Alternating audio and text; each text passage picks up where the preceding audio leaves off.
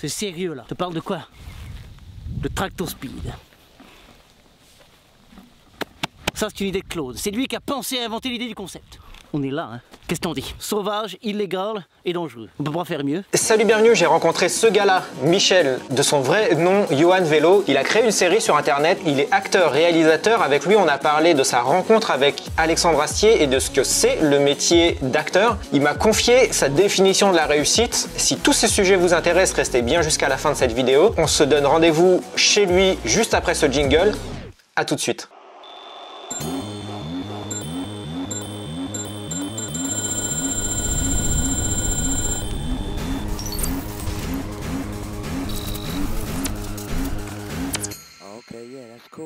Alors, salut Johan.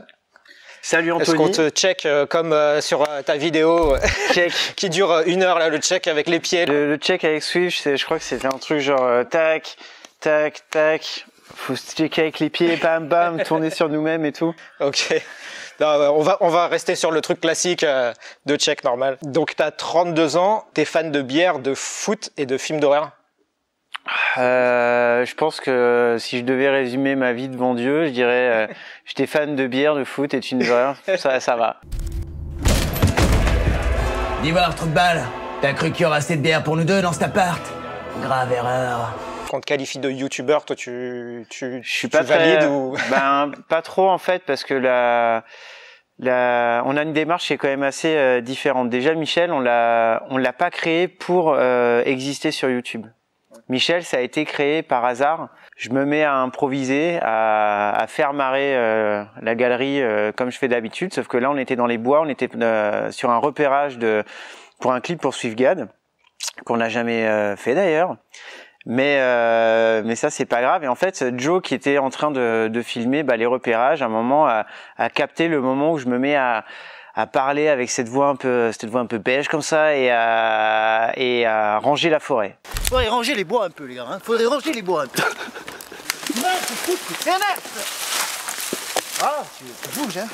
Et le soir même, il me fait, écoute Yo, justement, il me dit t'es drôle mec, et ça fait un bout de temps qu'on te le dit, et il serait temps que les gens le sachent. Donc j'ai mis ça sur internet, il me passe son téléphone et je vois Michel range la forêt, je me suis dit ce c'est ça. Et en lisant, voilà, il avait juste mis ce petit bout là. Sur Twitter, je vois pas mal de photos passer avec des gens qui consomment des bières justement, qui consomment des bières, qui parlent un peu comme Michel.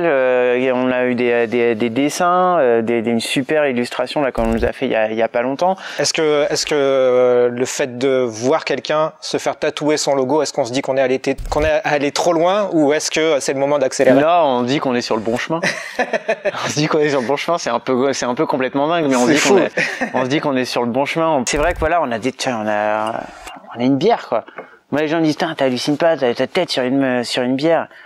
Non, je m'en rends pas compte, tu vois. Moi c'est vraiment, tu vois, quand je parle de Michel, du coup tu fais vraiment la différence entre Michel et toi. Je parle de lui à la troisième personne à chaque fois, tu vois. Tu fermes ta gueule, Piaf. Là il ne parle plus. Là c'est agréable.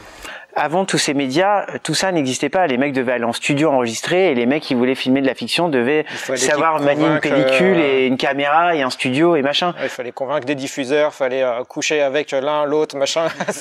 Ça devait être hyper compliqué. Chacun fait ce qu'il veut, mais tu vois, c'est ça, c'est le truc, c'est que maintenant l'accès il est facile à tout le monde. Et nous, au milieu de tout ça, on a dit non, nous, ok, on va se situer là, avec une espèce de minorité.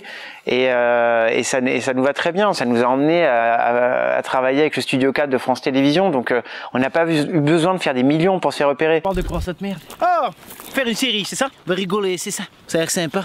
Qu'est-ce que t'as à proposer? Tiens, prends ça. C'est quoi ça? Un chèque? C'était un chèque d'1 million. Mais pour 1 million, je ne travaille pas, connard. C'est quoi ta définition de la réussite? Parce que je parle beaucoup de la réussite moi sur ma chaîne. Si t'as vu les 10 clés de la réussite. Alors pour moi, ma définition de la réussite, c'est déjà un accomplissement personnel. C'est-à-dire, est-ce que dans ta vie, tu es content de ce que tu as fait? Et donc déjà, la première réussite, c'est de savoir, est-ce que ça me satisfait, est-ce que ça me fait du bien? Moi, je pense que la réussite ne se calcule pas en termes d'argent. Je suis contre ce que dit, entre guillemets, Séguéla, t'as pas réussi ta vie si t'as une Rolex. Ouais. C'est faux. T'as réussi ta vie si t'es heureux de ta vie. D'accord. Peu importe que tu Si sois... t'arrives à faire marrer tes potes. Ouais, et les gens, tu vois, là, le but de Michel, c'était de faire marrer. Au début, c'était entre nous. Donc, si tu veux, chaque personne qui nous rejoint, chaque personne qu'on fait rire, pour moi, c'est une réussite. Mais on fait pas marrer tout le monde. Déjà, il faut se dire une chose, l'humour est tellement relatif. Et encore une fois, t'en as qui aiment le bleu, t'en as qui aiment le rouge dans la vie. Et ça, t'y peux rien. L'humour, il y en a qui vont voir des artistes qui, moi, me font pas rire.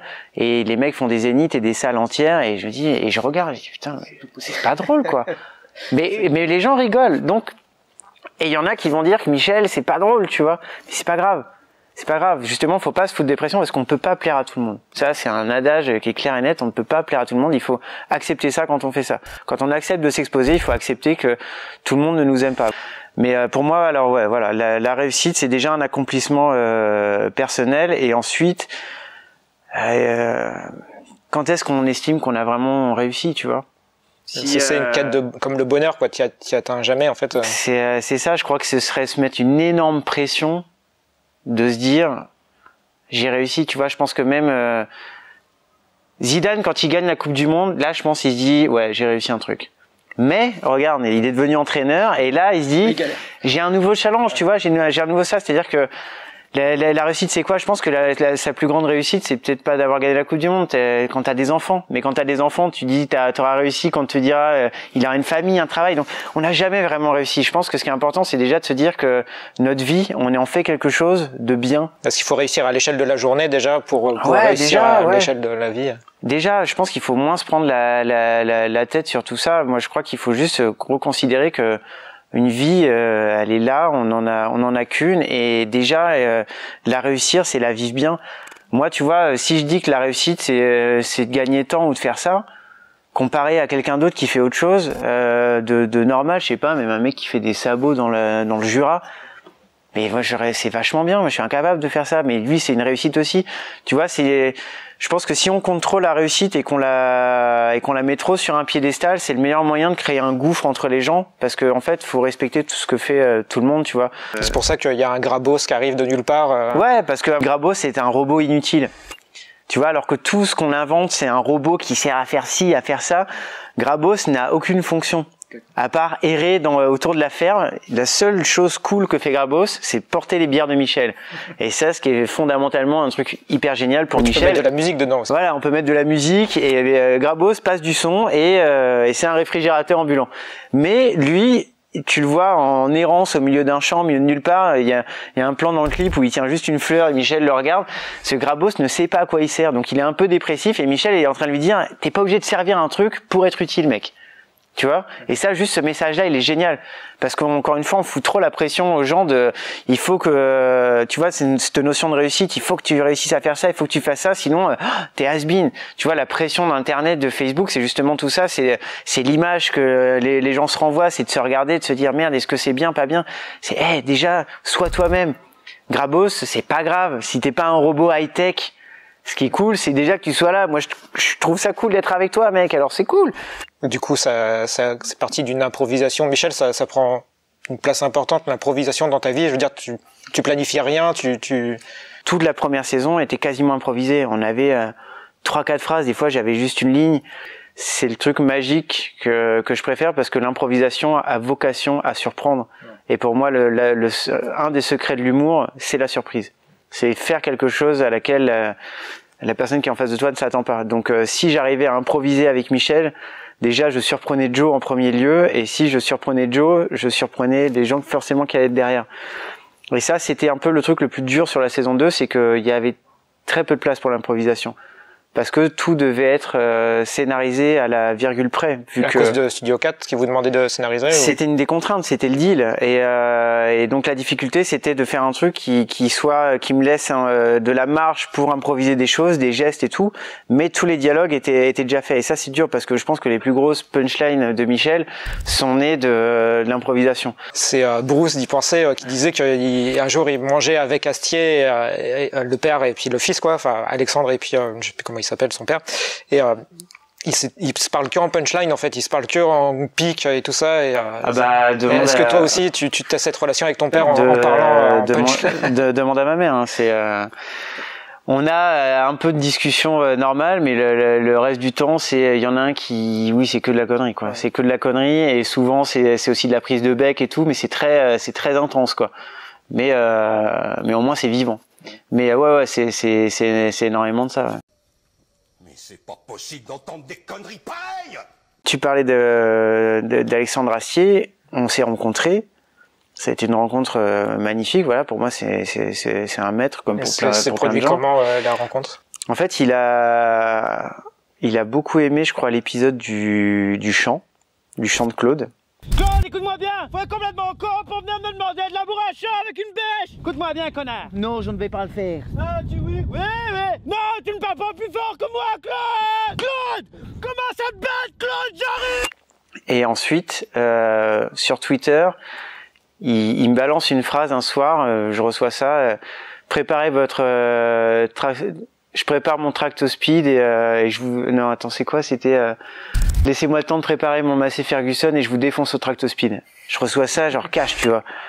Je regarde, je fais merde et tout, je clique, je dis putain c'est Astier et tout, genre c'est vrai ça. Et je lui réponds et de fil en aiguille en fait on discute. En message privé du coup On discute au début via Twitter et puis ensuite en s'abonnant conjointement, bah, on se parle par message privé et puis à un moment par texto quoi, par message et puis voilà il me dit je veux te voir et tout. Donc au début moi jusqu'au moment tant que je le voyais pas je me suis dit ça se trouve c'est un fake, ça se trouve c'est un faux compte. C'est ça, c'est un faux compte, mais je voyais que c'était lui et tout et puis ses questions étaient trop pertinentes pour que ce soit quelqu'un d'autre et effectivement bah on s'est retrouvés sur Paris.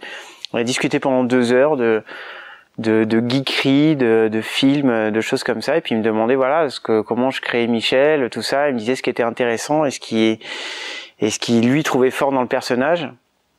Et en l'occurrence, je pense sincèrement que il a pas été trop fan de la 2e saison. Comme nous, ça nous a. Moi, j'ai senti que je vivais aussi quelque chose qui était une très belle expérience. Tu vois, il y avait du financement, il y avait plein de choses, mais qui humainement, en termes d'accomplissement, par exemple, tu vois, là, on parlait de réussite tout à l'heure. Et ben, j'ai pas atteint ce que je voulais parce que j'ai emmené mon personnage dans une direction qui était qui était intéressante, mais en fait, qui était pas du tout celle qu'on voulait faire. Et je trouvais ça un peu c'est dommage mais c'est pas grave. Encore une fois c'est la vie, il faut faire les choses. On a gagné nous notre production, les mecs ont bossé autour, on a vraiment gagné beaucoup d'expérience, on a fait des belles choses, il y a des choses dans la saison 2 que j'adore. Mais tu vois, c'était pas ça. Et donc en fait avec ton one man show, t'es un peu en reconversion professionnelle quelque part, non? Ou c'est un autre métier par rapport à Michel? C'est un tournant c'est un tournant dans ma vie, ça c'est clair et net. Je suis en train de laisser certaines choses de côté. Là, quand j'ai joué ma première aux Trois Loups, il y avait 90 personnes. Je suis passé de une personne avec qui j'avais joué mon spectacle devant Julie, de 1 à 90. Surtout qu'elle est petite, la scène du Trois Loups, donc pour mettre 90 personnes dans... C'était... les gens devaient être épaule contre épaule, quoi. Dans le caveau, t'avais le monde, quoi, tu vois, qui était là. Mais il y a un côté qui est complètement... Tu vois, les gens me disent, mais t'as pas peur, t'as machin. Mais si, c'est suicidaire de faire ça. De passer devant 1 à 90 personnes, c'est suicidaire. Le micro, le son qui me lâche au début, il a fallu le régler dans le truc. Mais j'ai rien lâché, tu vois. J'étais dedans parce que c'est là où elle est ma place, c'est là où je suis bien, tu vois. Et tout ça, c'est toute cette force est née de l'énergie, de ce qu'il y a dans ma vie privée, dans tout ce qu'il y a derrière. Mais tout ce qui est arrivé de mal, t'en fais une force. Tu vois, les échecs que j'ai eu, par exemple, je peux pas considérer que c'est un échec le Studio 4, mais je sais que l'orientation qu'on a pris avec Michel fait que Alexandre Astier, ça lui a moins plu et qu'il était trop chaud pour me faire venir dans Kaamelott, dans les films. J'étais trop saucé avec ça, mais j'y croyais pas vraiment. Je me suis dit que déjà le fait de l'avoir rencontré était une victoire en soi, mais je savais pertinemment, en me regardant dans la glace, que je faisais quelque chose qui l'avait peut-être moins fait rire et qui a fait moins rire d'autres gens, et j'ai pas peur de me dire ouais ça m'a moins fait rire, mais c'est pas grave parce que j'ai accumulé de l'expérience, et plutôt que de se dire oh c'est un échec, oh c'est nul, gars c'est rien, c'est quoi, rebondis, avance. Tu te rends compte, toi, moi j'adore le foot, tu vois, et un mec qui rate un penalty, tu crois que c'est la fin de sa vie? Tu te rends compte la pression qu'ils se mettent ces mecs-là? Et ben le mec il est mort là, mais c'est le roi du monde dans un mois, tu vois. Si la vie on n'arrête pas de baisser les bras et de plus y croire, on est foutu, tu vois. C'est pas grave. Les gens, ils aiment pas, c'est pas grave, tu te relèveras. Moi, j'ai fait des projets, j'ai honte, tu vois. Et on s'en fout, on avance, tu vois. On s'emmerde un peu quand même, hein. T'es quand même passé à 2 doigts de la torgnole, mon gars. J'ai l'habitude. T'as une écharpe qui me plaît beaucoup. J'ai du mal à lever la main sur un type qui porte ça, moi. C'est pas les diables rouges, mais... Enfin, vache. Où est-ce qu'on a amené les gens pour en savoir plus et puis Alors, pour nous suivre, YouTube, Michel c'est comment, Facebook Michel c'est comment, et Facebook La Bière Mich. Et donc vous pouvez retrouver tous les épisodes remasterisés entre guillemets de la saison 1 sur la chaîne Les Normes que vous trouverez autour des chaînes No Life Geek un petit peu. Allez explorer, mais voilà, Les Normes, il y a la web-série Michel c'est comment qui est diffusée dessus. Et le samedi, un épisode de Zeppelin Star qui sort chaque semaine. Et pour mon spectacle, j'ai une page Yohan Vélo. c'est complet, non? Il y a encore des possibilités? Non, il y a encore des, il y a encore des réservations. De toute façon, je pense qu'on est à un mois de jouer. À mon avis, il va falloir ça va se décider dans les 2 dernières semaines, dans la dernière ligne droite. C'est là où les gens réservent surtout. Donc, mais voilà, allez sur la page. Là, en tout cas, il y a mes actualités, il y a où on pourra me trouver. D'accord. Voilà. Faire un check de fin. Merci. Je t'en prie, merci à toi. Et j'espère que cette vidéo vous aura plu. Si c'est le cas, il est très probable que les prochaines vidéos vous plairont aussi, donc n'oubliez pas de vous abonner. Et si vous vous intéressez à ces sujets, c'est peut-être parce que vous voulez améliorer votre quotidien, vos projets ou votre entreprise en vous inspirant des réussites des autres. Si c'est le cas, vous retrouverez en description tout plein d'outils pour y parvenir, notamment des formations et une vidéo privée de Yohan Vélo dans laquelle il nous donne un conseil exclusif. Sinon nous, on se donne rendez-vous dans une prochaine vidéo, mais surtout restez déterminés à réussir. Salut!